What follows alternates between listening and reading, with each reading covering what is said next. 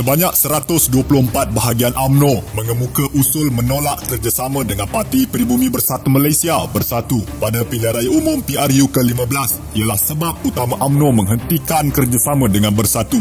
Setiausaha Agung UMNO Datuk Seri Ahmad Maslan berkata keputusan itu bukan disebabkan kluster mahkamah merujuk kepada pendakwaan dihadapi beberapa pemimpin UMNO ketika ini. Ia lebih peristiwa yang berlaku di bahagian masing-masing.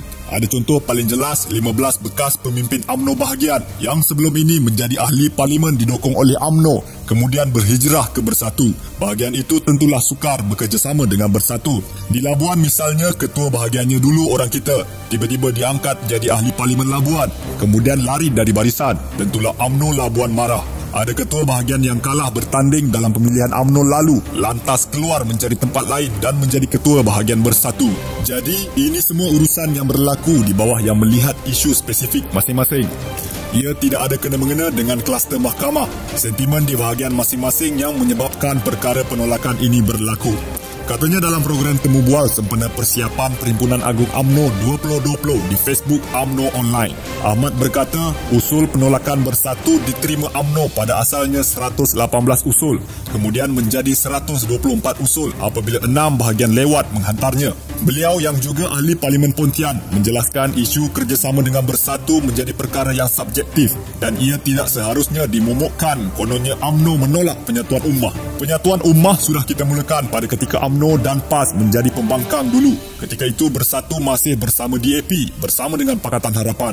Pada 2018 dan 2019, UMNO dan PAS sudah menyatukan dan sehingga kini UMNO dan PAS ingin perkara itu diteruskan. Nak tuduh UMNO tolak penyatuan itu tidak benar. Dalam hubungan dengan Bersatu ini, ia perlu difahami dari sudut serpihan daripada UMNO dan Bersatu ini ditunjangi bekas pimpinan UMNO. Tentulah dalam tempoh singkat ini luka masih berdarah. Kita manusia dan ada perasaan, katanya. Beliau berkata pendaftaran Perikatan Nasional sebagai gabungan baru politik mengelirukan pelbagai pihak, khususnya penyokong Barisan Nasional juga rakyat. Perikatan Nasional ini pada asalnya yang dipersetujui adalah dokongan oleh ahli politik. Namun Perikatan Nasional ini menjadi keliru apabila ia didaftarkan sebagai parti politik. Sebelum itu tidak keliru kerana ia disebut sebagai kerajaan berbagai parti. Tapi kalau nama Perikatan Nasional sudah berdaftar, kita Barisan Nasional pula tidak ada dalam parti itu. Kenapa Barisan Nasional dan UMNO tidak berada dalam Perikatan Nasional? Kerana kita sudah berada dalam Barisan Nasional.